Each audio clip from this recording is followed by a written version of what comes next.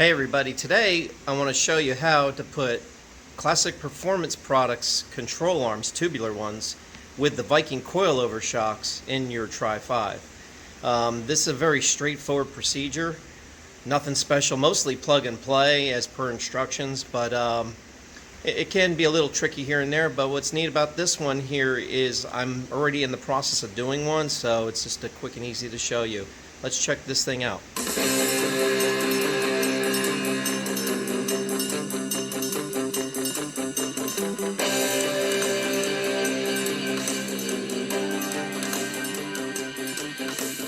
Okay, our mule today is Project LS, we nicknamed it, and I have the 3/8 offset CPP disc brake setup already on this car with stock control arms, the 5-degree offset upper control arms, 1-inch sway bar. Nothing special, just your common, slightly upgraded Tri-5 suspension where it works so well. What I didn't like about these is the 7/8 offsets are actually a true 11. These are actually 10.87. They do bring the wheel in 3/8 of an inch. I have 11-inch disc brakes on my black 57 Chevy, and it sets them 7/8 out. Now I had them lowered because I cut an inch off the coil, like one coil out, so it drops at about an inch, and it's really nice on the ride. It firms it up a little bit, but when I make a hard turn and I have to go up a dip, it will scrape the fender a little bit. These won't do that. However, I see a lot of people complain, and I have also a problem with a panic stop with these cars. They stop great, but they really don't stop like a new car. So I bit the bullet, and I went and bought the CPP 2-inch drop spindles with the upgraded brake setup, and they just squeeze a 15-inch tire rim on it, excuse me. So coming over to this side, I just installed it. These are the CPP upper tubular control arms. The lower ones, the Viking double adjustable coilovers, and they bolt right in. The 1-inch sway bar and the large disc brake setup. Now these throw the wheel out from the stock position 5/8 of an inch, but that's not going to make a difference. 7/8 of an inch, 5/8 of an inch, it's minor, and plus I'm doing a 15/6 rim up front, so I'm not going to hit the fender at this point, even though I am dropped 1 more inch more than my black 57 Chevy. These are 2-inch drop spindles. Funny how when they make these, they only do them in 2-inch drop spindles, not standard spindles. I don't have an answer to that one, but I don't mind lowering a Tri-5. They look better lowered because they do stand a lot taller than a lot of other cars. But overall, they're just excellent automobiles to work on. This is a nice, fun project. But I did notice when I was when I was installing this, a couple little quirks, and I want to show you all what I did by doing the other side. So without further ado, I'm going to set the camera up and I'm going to time-lapse this sucker to get it off. Now, for me, just to let you know real quick before I get going, is this has been installed already by me, but nothing's been torqued, so it's going to make it look real easy peasy. And if you're doing a stock suspension, you're going to fight it with a pickle fork. So, and then you're going to need a tool, and I'll show you how I can sneak the tool in, even though I ain't got the front clip on it.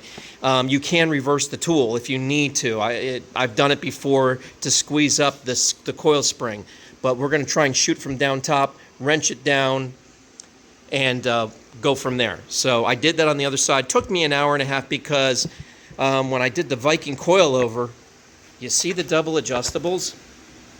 You don't want to put them on the other side like I did. I had to flip this, so I had to undo this, and then swing it down, get this to lay on the tool cart while I raised it up so I can clear this to flip it around. No big deal, but it was a hindsight on my part.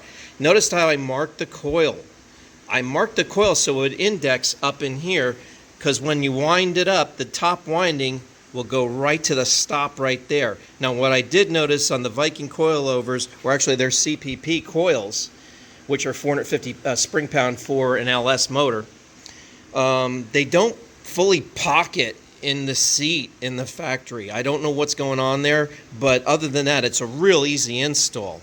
No tools needed. You just swing the control arm down and then you put them in. One thing you do have to do is enlarge these two holes to put the Viking bolts in, coilover bolts in, because the other ones are actually smaller. These are 3/8 fine thread. The other ones are 5/16 coarse thread. So I put the larger ones in. I just reamed them with a step drill bit, just real ever so slightly, and just enough room to squeeze them down in and lock them down. Okay, let's get started.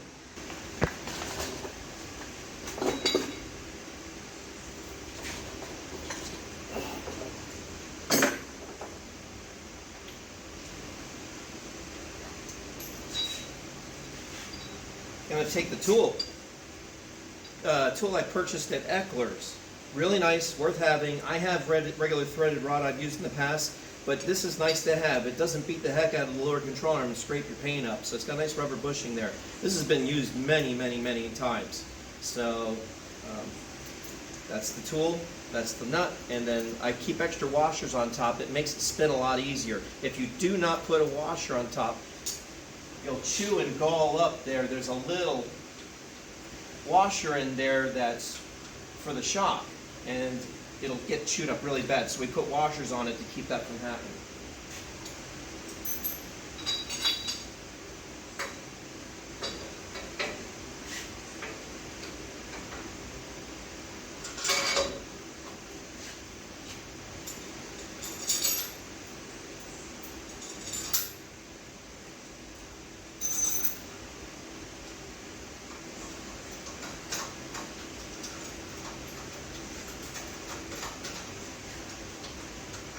Have the threaded rod in, spin it down.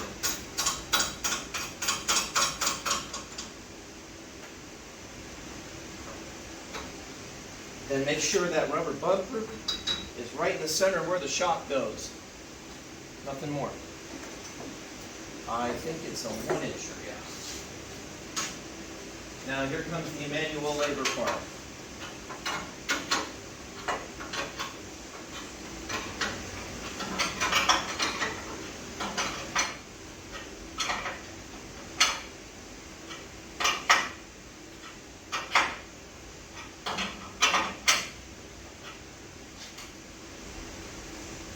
Something interesting, when you draw this up now, of course, see, this here is hard down on the bumper, and here, there's an upper rebound bumper.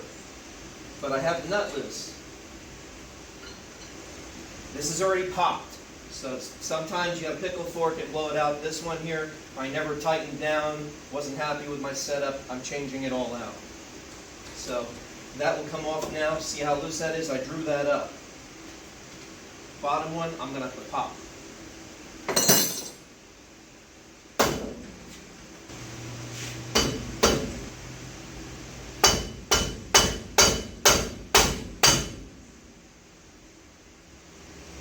Popped it, so it came out. It's just pressure from the car's weight, so I'm good. Now, I'm going to pull the top one. The load is all held by the threaded rod now. What I'm going to do is I'm going to grab, put it next to my body.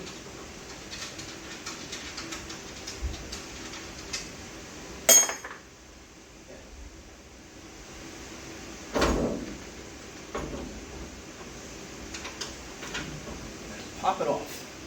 Put the booties back up.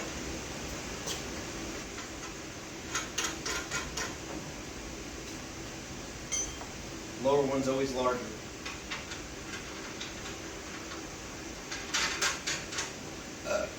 Next, we go under here. I'm going to pop these bolts right out.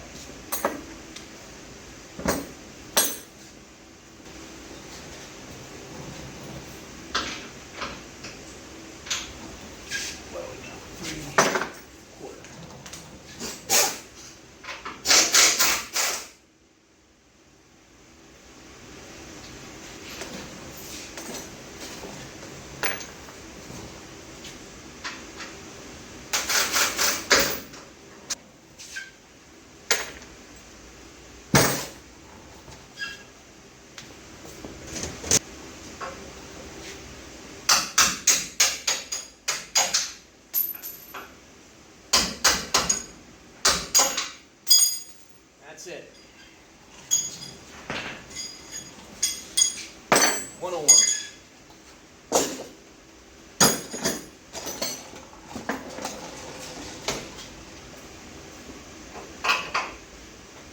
Now here comes the long task of undoing.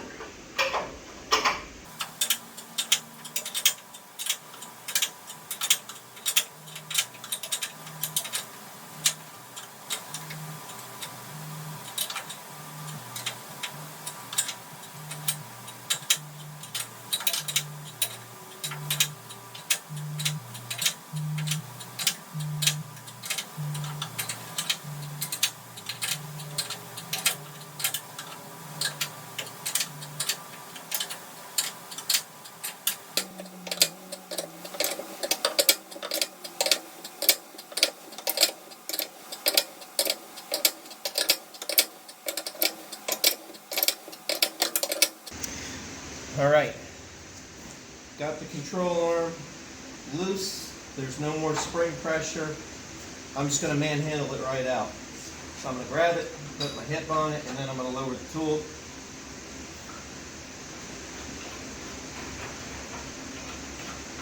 And then unthread the nut at the top, and then she'll drop right out.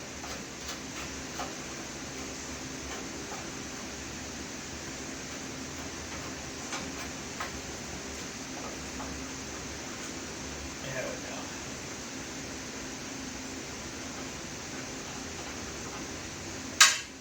go. Nut, washers, come on out. And that's it. Nothing more to it. Okay, now that we got the lower control arm out of the way, now it's time to get the upper control arm out. Notice I left the sway bar in its position. When I swung it down to get it away, when you put the lower control arm, it's going to actually hit when you swing it back. It'll hit the tab on the lower control arm for the sway bar, so let's just leave it right where it's at there. What I'm going to do with this is I'm going to bring it up, and I don't think I can swing it out because the bolts are in the way, but we're going to try.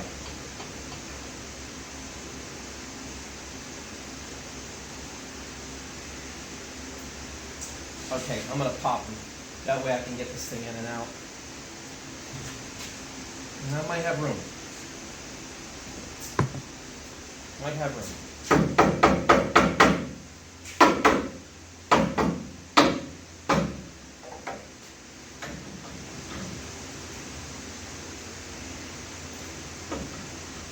Okay, lucky for me this time. The passenger side was a pain in the neck. It would hit the header, so I had to pop one of the bolts. And I didn't have to do that on this job on this side here. So that's actually a blessing.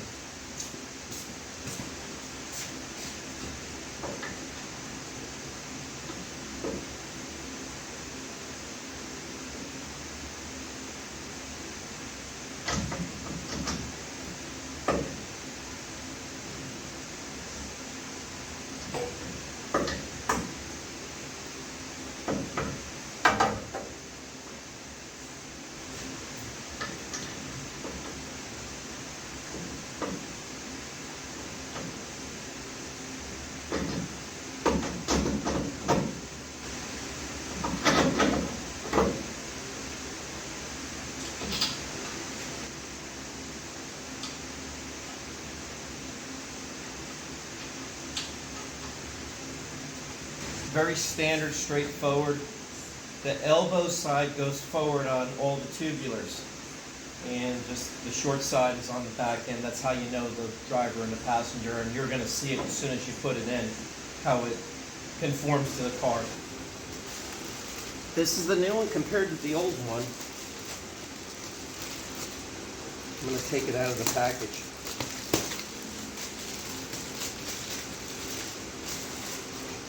The bar is very much more than that one, and that's why they want you to use their bolts. You can see the difference in the thickness here. The bushing grabs way more than what we grab in there. It's a big difference. So with that said, we'll move the stock one out of the way and open this one up, and then you'll see here the tape.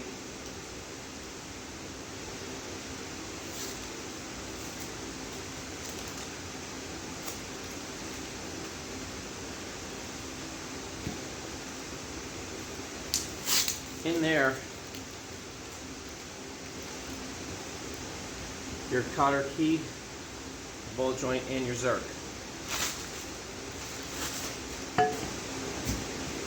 Now before I install this, I got to ream these holes. These bolts will not fit, so I got to very carefully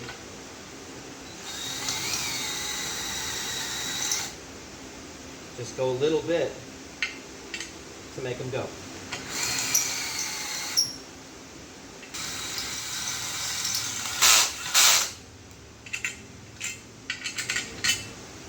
Nothing more, just very little.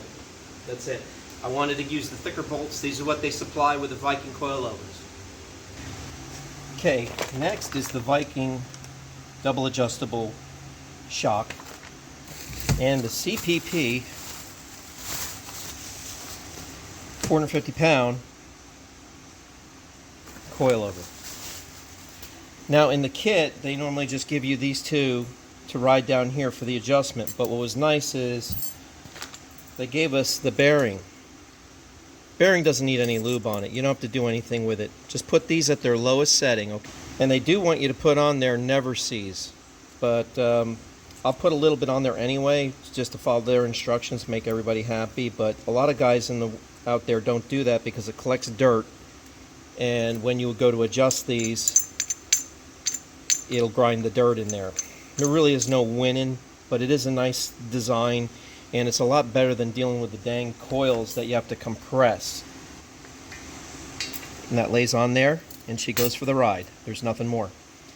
And the orientation on this is important as well, because the way I had it last time, I had to flip them, so you want to point these towards the side, towards the rotor. And then on the top up here, this will pull out. Bushing, thick side down, thin side up. It's got to go in that little hole in the frame. Okay, I'll set that aside and get ready for the install of that. Okay, here's the control arm again.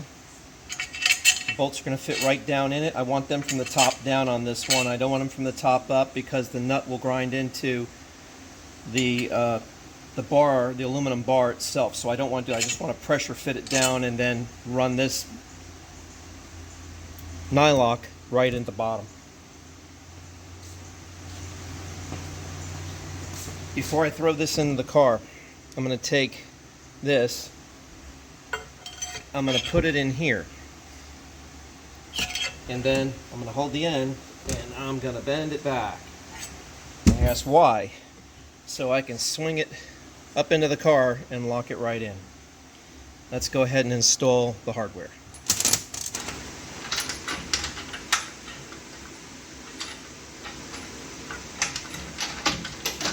Not bad for a blind man. Now what I want to do is throw the nuts in first, lift it up and angle it so it locks the bolt, and get one in, get the other in, and then I can put the rest in.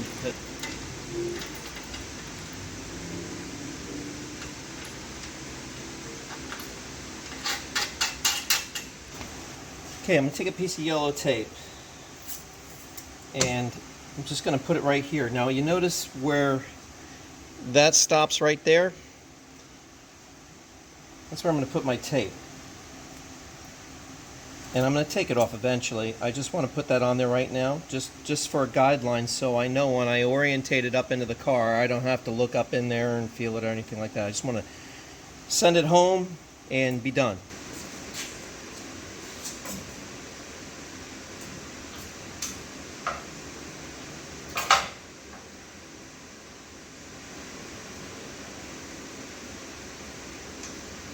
Okay, that's in. It stops at the top up here, and it stops right there, so I'm centered out. Those are out. If they were in, you ain't going to be able to adjust them that easy. You can see them far better over here.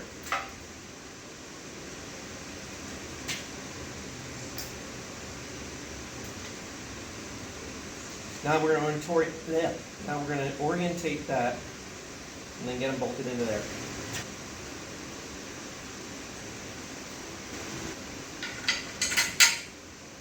bolt down. So you squeeze this, not rip into this. Okay, as they come boxed from California, these are the CPP 2-inch drop spindles with the large rotor caliper setup. Real nice, out of the box, plug and play, already greased, already preloaded.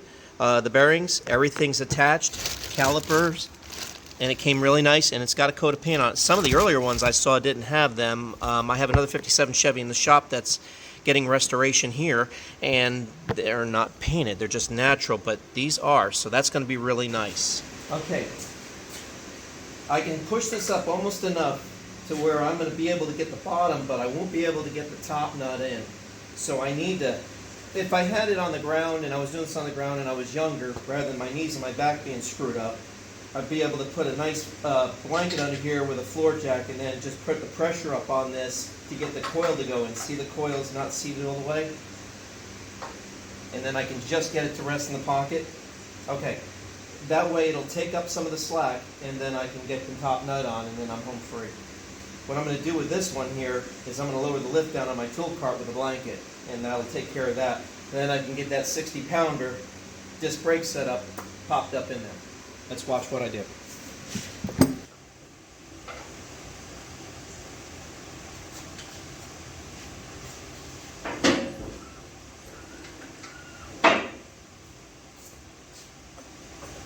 I need it on the edge, and then make sure that's up in the pocket, and that one feels better than the other side, so that is in, and I'm lined up, so that's feeling really good.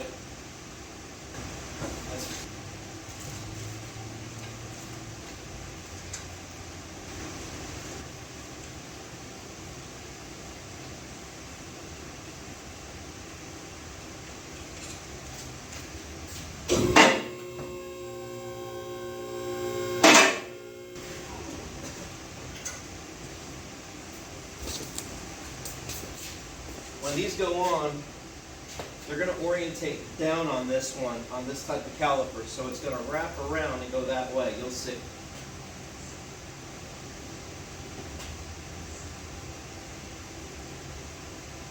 Little plug.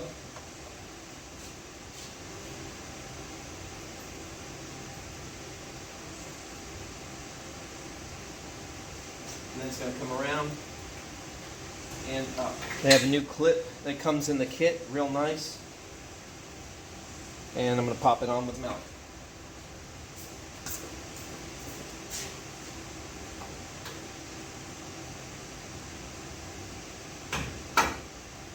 Done.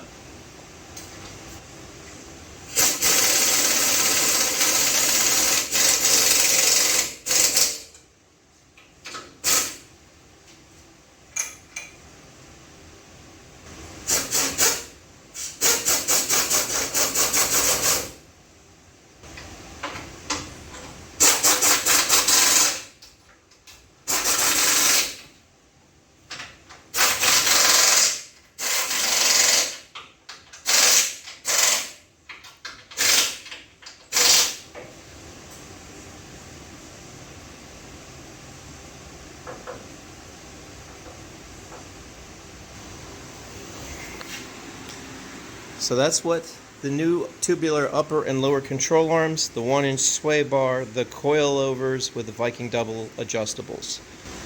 Alright, thanks for watching, and I hope this might help somebody out there that's doing conversions like this. For me, it was pretty much plug and play, but there are a couple of little intricacies that I have found with it. Other than that, we're pretty good to go. Thanks so much. Take care.